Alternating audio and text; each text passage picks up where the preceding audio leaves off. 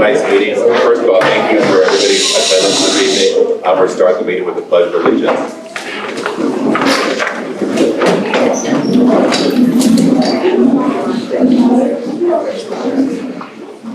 I pledge allegiance to the flag of the United States of America and to the republic for which it stands, one nation, under God, indivisible, with liberty and justice for all.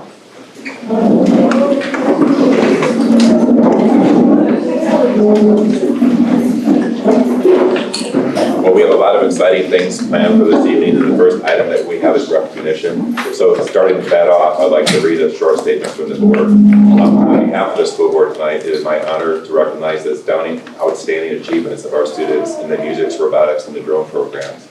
Tonight, we celebrate the hard work, the creativity, and the determination of these remarkable young individuals who have made all of us so proud. We also like to sincerely thank the parents, the families, and all the supporters who stand behind our students every step of the way. Your encouragement, your sacrifices, and belief in their potential are a critical part of their success. It is truly a community to nurture in excellence. Tonight's recognition belongs first and foremost to the students themselves. Their dedication, innovation, and passion are what makes these programs shine. And as we move forward, our commitment as a board remains focused on creating an environment where our students thrive, where positively lists every effort, and where the example set by our young leaders continues to inspire all of us. Congratulations once again to all of our students and their families for an incredible year of achievement, and we really look forward to seeing your continued growth and success. So thank you very much for all that you're doing. We're looking forward to hearing more about you tonight.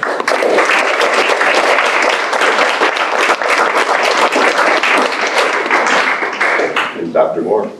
Thank you. All right, Mr. McMahon, principal, and I'm the superintendent, Pamela Moore. We're excited to recognize each of the groups that Mr. Booz just mentioned. So what will happen is we're going to call you up by name, and then we're going to present you with a certificate, and then we would like to keep each group in front of our beautiful tiger mural, and at that time too, that would be a great opportunity to take pictures. All right, so first we'd like to extend our congratulations to Rain Skidmore for earning a gold rating at the ISMA State Solo and Ensemble Contest.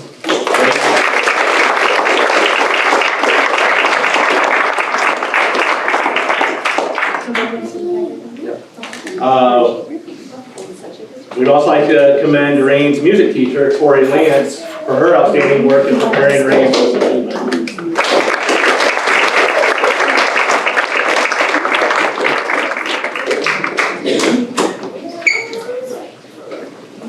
And Tori, I would invite you to say a few words about Rain and all of her accomplishments this season. Well, Rain, whenever there is anything additional music, Rain is the first one to sign up. So in the fall before school started, she went down with me to Impact Band and was my assistant and helped me keep track of 30 middle schoolers. Oh my God. Yeah, all over the state of Indianapolis. Rain was also an assistant at Circle to State with Song with middle schoolers. She helped direct them and prepare them for that. And she was the only one of my high schoolers to participate in all district band this year. Thank you, Mrs. Thomas.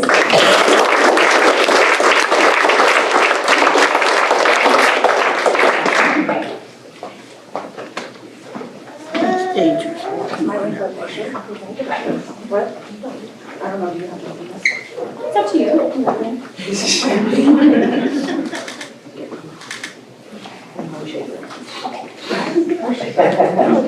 Another big round of applause.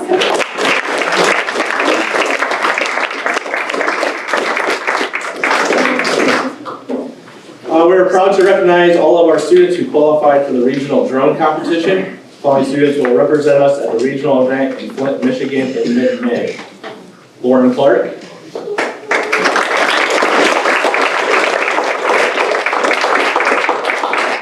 Madeline Clark.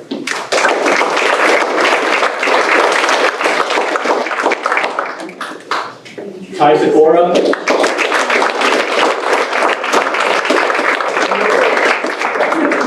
Lance Sikora.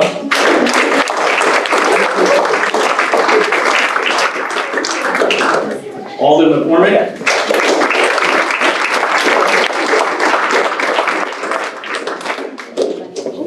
Josh Bursick.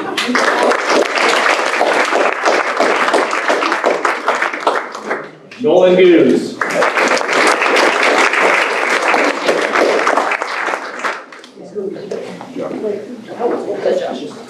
Thank you. Congratulations. Jarrett Irwin.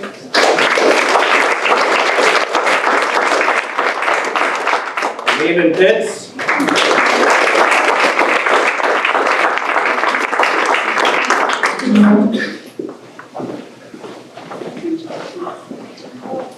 Austin Murrell.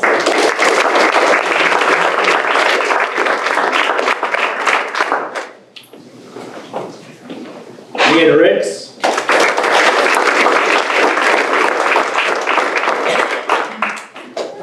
Lucas Sonity.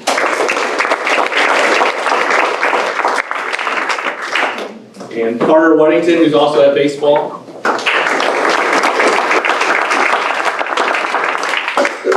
Cole Frank. Elise Frank.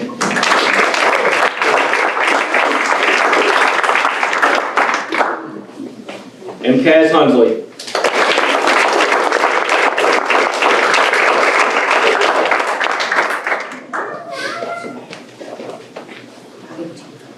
And we'd like to extend our sincere thanks to our coaches for launching our program. In less than a year ago, we've launched it and they've provided outstanding instruction that has enabled our students to perform at a high level. Our coaches, Joe Clifford and Nick Grott.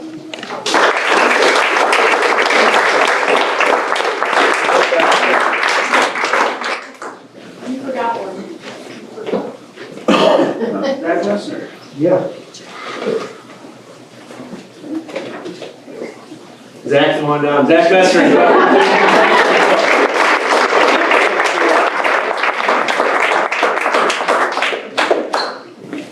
Anyone wants to grab pictures? It's a good time for that.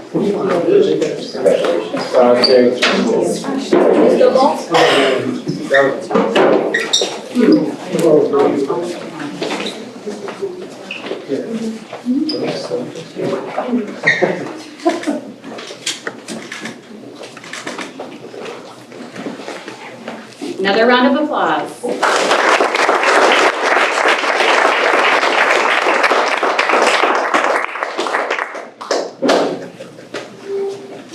That's good.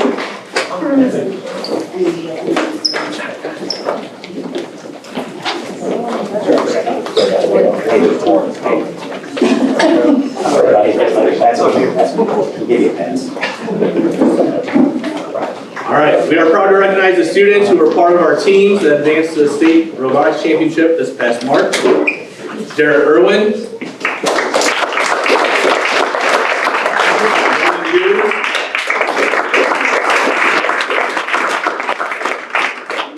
Zach Messner.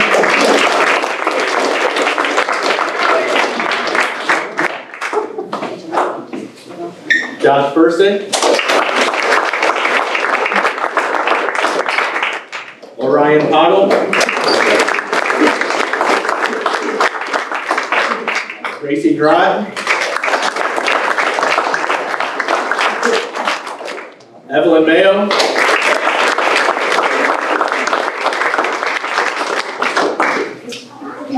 Derek Hanna.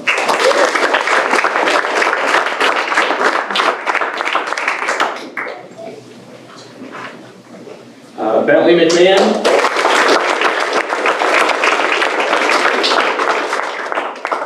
Max Kaiser.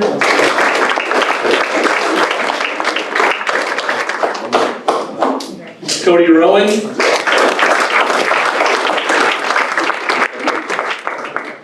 Michael Hughes.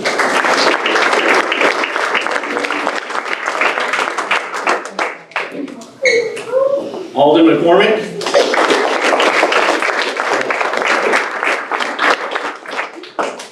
Lance Sikora.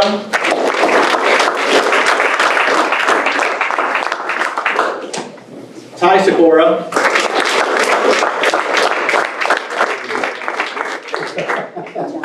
Elise Frank. Thank you. Cole Frank, who's at baseball. And Lauren Clark.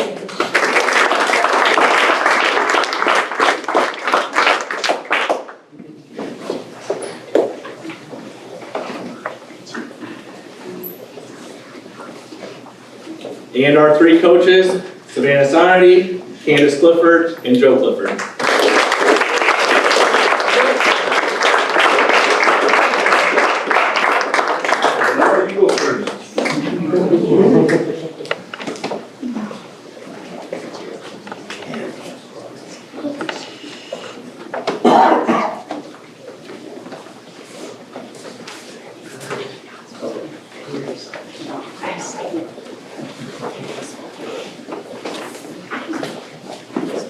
Time for pictures. They gotta squeeze a little more.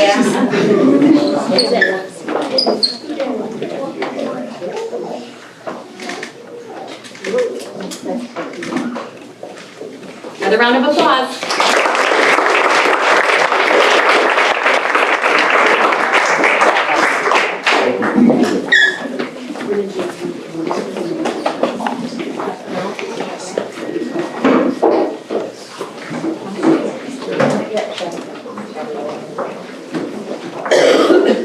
And the last group that we'd like to congratulate tonight is Team Beast 46390T, who placed third at the state and will be making it to the world competition in Dallas in mid-May. The team included Alden McCormick,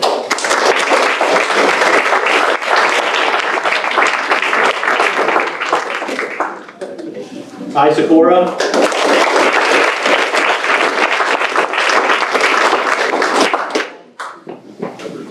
Cole Frank, and Lauren Clark. Coaches Savannah Sonnerty, Candace Clifford, and Joe Clifford.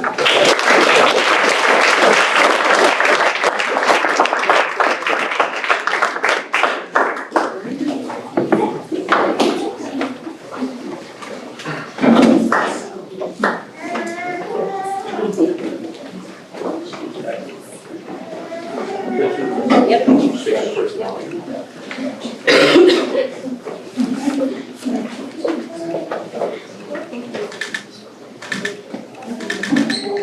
All right, one more round of applause.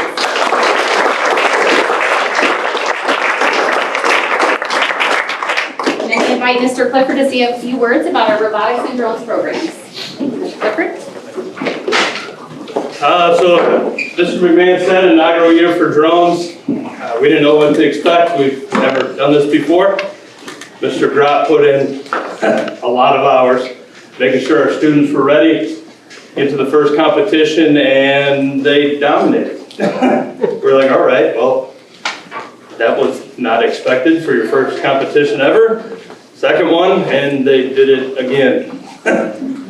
Third one, we had a little bit of a hiccup. I think they got a little too big for their britches and had to be humbled a little bit, but that's all right, because we're ready to go, and hopefully we can dominate and bring home a regional trophy for drones and for the school later on in May. So with drones, it's a little different than robotics. For those of you who know, there's not a world or a state for drones. The program is not large enough yet, so they just do regionals, broken up to North and South America, and then Canada. For our region is 10 states, and then Canada, or a portion of Canada. We'll all meet up in Flint, Michigan, 50 teams at the middle school level, 50 at the high school level, and winner take all. So 4 teams this year we had registered for drones. All 4 made the regionals. Very, very talented young pilots. So very proud of them. So thank you guys. For robotics, it actually came out today at 12:06. To give you a brief look into robotics, there are 21,168 teams registered in the United States. 30,961 registered in the world. 400 of those teams make the world tournament. We have one right here in Wanatah. So, for them, good job.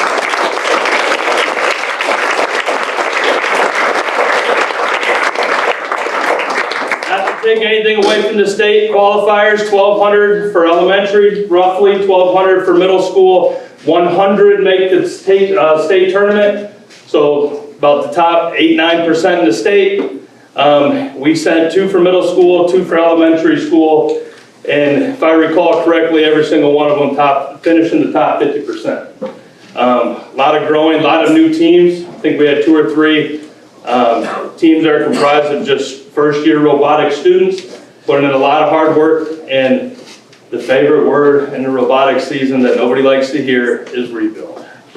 Right? You go, you compete, you get beat, you rebuild.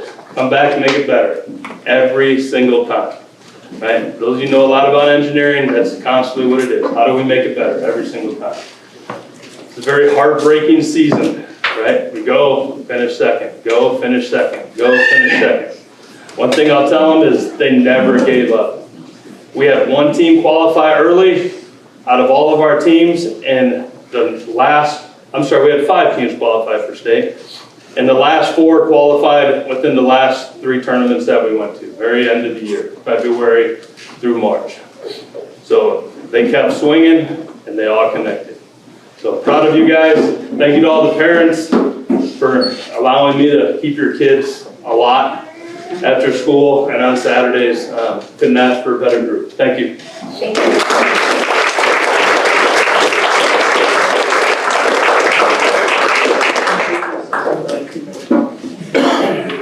We're going to take a break for just a minute or two, that if anyone at this time, we understand if you're not here to stay for the entire board meeting, so at this time, if you would like to go, those that came just for the recognition, that's fine. If you want to stay, that's great too, but we'll probably start here in the next minute or two. Thank you so much.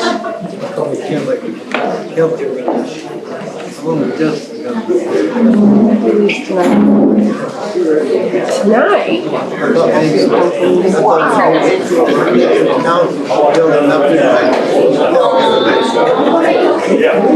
Funny you see them, sometimes I think about every time I think about calling, it's Monday or Tuesday. And I forgot, I'll say Monday, my time to call. Yep, Mrs. McCardle's going to work on it. She's all over it.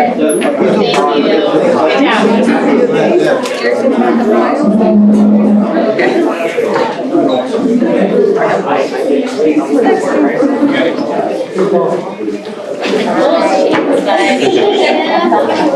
Thanks for coming.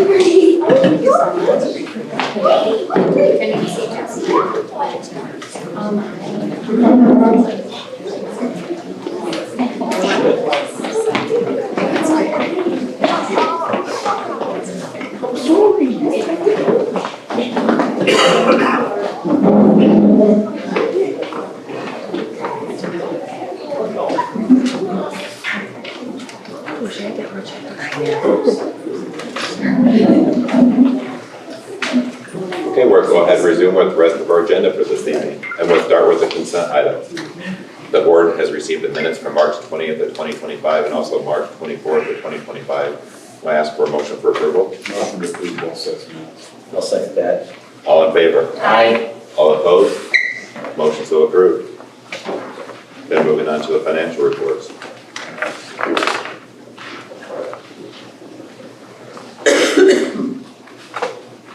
Make a motion to approve the financial report.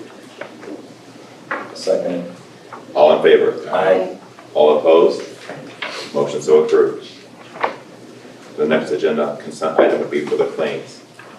I'll make a motion to approve the claims. Second. All in favor? Aye. All opposed? Motion so approved. The next consent item for approval would be the payroll. I'll make a motion to approve the payroll. I'll second it. All in favor? Aye. All opposed? Motion approved. Then finally, personnel, I don't believe, other than we have no certified for personnel this evening, but we do have one classified items for employment. Do I have a motion for approval? I'll make a motion to approve. I'll second it. All in favor? Aye. All opposed? Motion approved. Okay, then we're going to continue moving on to public comments on the agenda. And quickly, I'll just read, it's been a while for the reading of the policy for the school board. The school board values and encourages all our public to input regarding educational issues and will allow public comments under the following guidelines. Public participation shall be anyone having a legitimate interest in the actions of the board policy may participate during the public portion of tonight's meeting. Participants must be recognized by the presiding officer, must state their name prior to their comments, and a person's comment may be limited to 5 minutes in duration. All statements shall be addressed to the presiding officer. No person may address or question board members individually. And the presiding officer may interrupt, warn, or terminate a person's statement when the statement is too lengthy, not appropriate, abusive, obscene, or irrelevant. In addition, the presiding officer may request the person leave the meeting if the person's conduct is disruptive and may request assistance of law enforcement to remove any disorderly person when the person's conduct interferes with the meeting. So the presiding officer may also call to recess or adjourn the meeting or to another time if necessary due to disruptive behavior of a public person. And this was approved back in 2016 for our school board. So that being said, if there are any additional people, we have a list here for people that decided that they would like to speak tonight. The first person I'd ask to bring up is Mr. Nick Croft.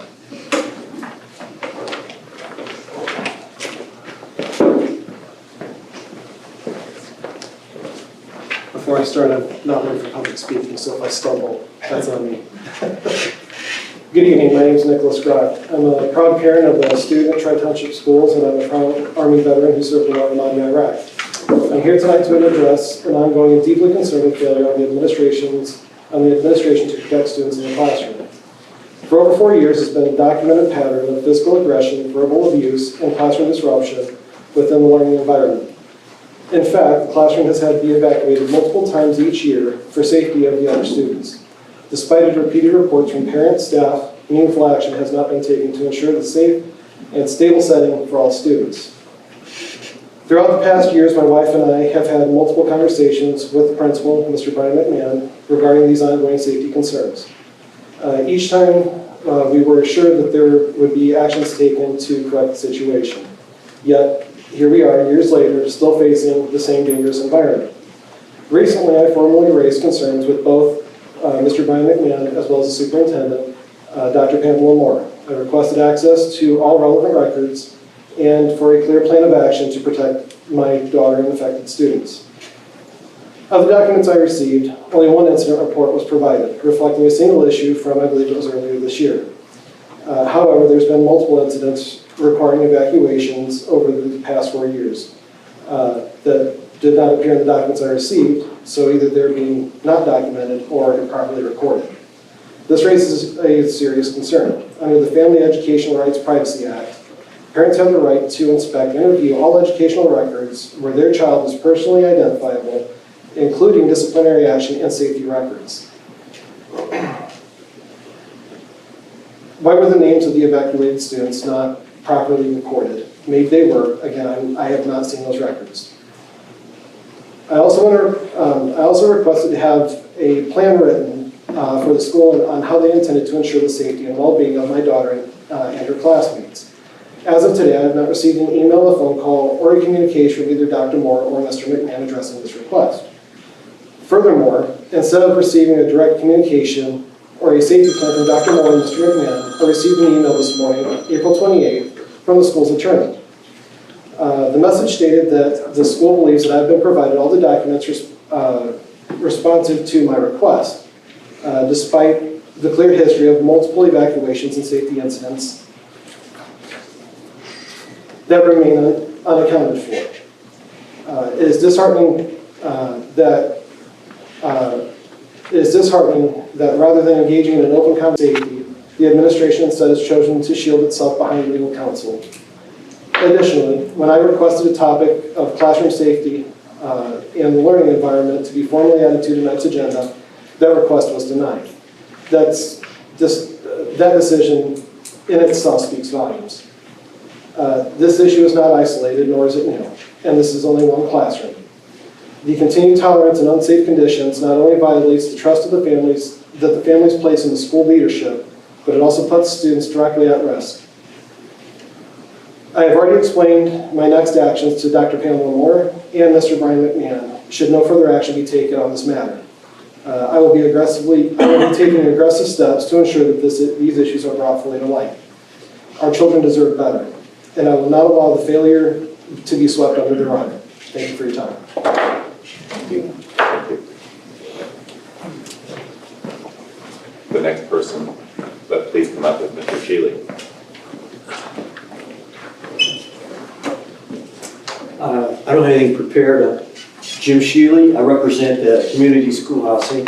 It's a recognized nonprofit now, 501c3 with the IRS, so fully nonprofit and recognized. And several other board members here, Brian's here, Lisa Rosenkrantz is another board member, and several other people in the community we invited to come and be here because you're going to discuss options on the school building. And I know the other option that you guys ever discussed was demolition. And we estimated it's going to cost over $1 million to demolish the building. And that's all going to be in the taxpayers' pocket. And we can save the taxpayers hundreds of thousands of dollars if we can get the school acquired to the nonprofit. And then it'd be a great entity for the community and also save the taxpayers hundreds of thousands of dollars. So we're hoping we can discuss some of that stuff, and I know you're going to discuss it. So that's why we're here too. And I hope these other people are in support of that project. Thank you. Thank you. The next public comment that was signed up for this evening is Mrs. Keogh. Ms. Keogh, I'm sorry. That's fine. I realized that I was thinking I was sitting, so we'll see how my glasses work reading at this moment. But I'm reading this on behalf of Justin, who was at the county council meeting, so he couldn't come. So he wanted me to read it for you guys. So this is also about the community schoolhouse and his interests in doing it for the community side of things. So Dr. Moore and school board members, I am unable to attend tonight's school board meeting due to a county council meeting at the same time. Nonetheless, I wanted to write to lend my support to the efforts by Jim and Brian Shealy to seek a reuse of the La Crosse High School building. At the time of its closure, La Crosse High School was the state's oldest school building in continuous use for its original purpose. As such, the historic character of the building was well maintained over the years, and the structure has much more life to give. But now, it needs a new purpose. Small town redevelopment efforts are chronically stymied by two problems: a lack of capital and a lack of interest by those with development expertise. In a rare and fortuitous instance, this is not the case for La Crosse. The Shealys have cut their teeth with the redevelopment of the building that is now the hangar. They have preserved the historic character of the building while creating a thriving business and constructing 4 new apartments above it. Read that also as new families that could help with enrollment. They are successful business owners with access to capital to deliver on projects. Now they seek to repeat earlier success, this time by redeveloping the La Crosse High School building. They care about La Crosse and they want to see the community thrive. They've proposed bringing a small health clinic into the space as an early tenant, something that would undoubtedly be beneficial for the town's residents. Here again, they're uniquely equipped to deliver. Jim's son-in-law, Bob Franco, is the CEO of the BNA and has considerable healthcare connections. Declining enrollments might be the greatest threat to Tri-Township's long-term survival. There are 2 ways to solve this: lure kids from neighboring districts or encourage development that increases the number of kids living in the school district. The latter is the only truly sustainable approach. Development is only likely to occur in the 2 existing population centers of La Crosse and the half of Wanatah that is south of US 30. If the Shealys and Community Schoolhouse are supported in their endeavor, they stand to bring new businesses to town, which can be leveraged to bring new families in the future. They are backed by a town government that has been successful in attracting over $14 million in grant funding for earlier town improvements. They have the encouragement of a community who wants to see an important part of their history preserved. Hopefully, they have your support as a school district that is eager for growth and committed to improving the community that we serve. In closing, I wish to underscore the rarity of this opportunity. Many communities wish that they could save parts of their vanishing downtowns, or that developers would approach them, or that the developers came knocking, actually care to help the community, chose over just the pure profits. You are incredibly fortunate to have these things at your doorstep. They are asking for your support, and you are empowered to give it. I enthusiastically encourage you to take advantage of this situation so that years from now, we can look back with confidence that we made every effort to support the survival and the success of our community and our school district. Justin Keel. Thank you.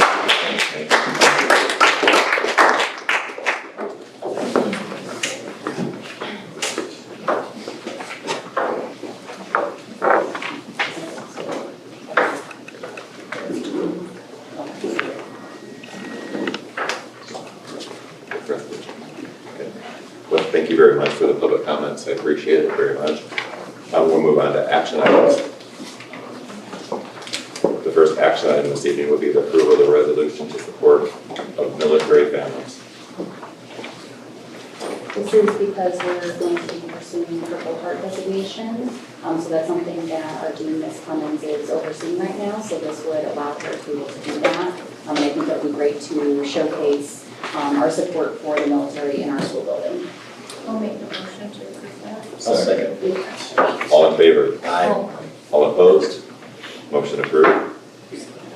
The next action item this evening will be the approval of the resolution authorizing issuance of individual procurement notes. And we need this resolution to pursue this opportunity. So that's what we're asking for, so that we can pursue it. Motion to approve that resolution. I'll second that.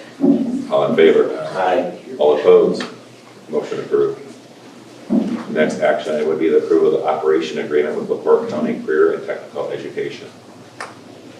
A.K. Smith, otherwise known Yep. as A.K. Smith. I'll make a motion to approve the agreement with A.K. Smith. I'll second it. All in favor? Aye. All opposed? Motion approved. Continue on with approval, request of the proceeds of the craft auction to be deposited in Tri-Township Operations Fund. Motion to approve. Second it. All in favor? Aye. All opposed? Motion approved. And then continuing with the approval of the 2025 bus replacement plan recommendation to purchase a Thomas bus through the Central Indiana Education Services Center. Motion approved. I'll second it. All in favor? Aye. All opposed? Motion approved. And then next would be the approval of the stipends for the HS play for high school play for $850, a drama club assistant for $100, and a body of two to be split equally. I'll make a motion to approve that. Second. I'll second that. All in favor? Aye. All opposed? Motion approved. And then next would be the second reading and approval of the policy 4410, use of seclusions and restraints.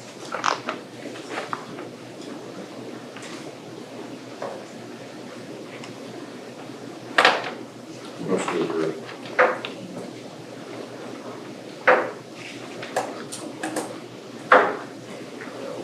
This follows with the report. Yes.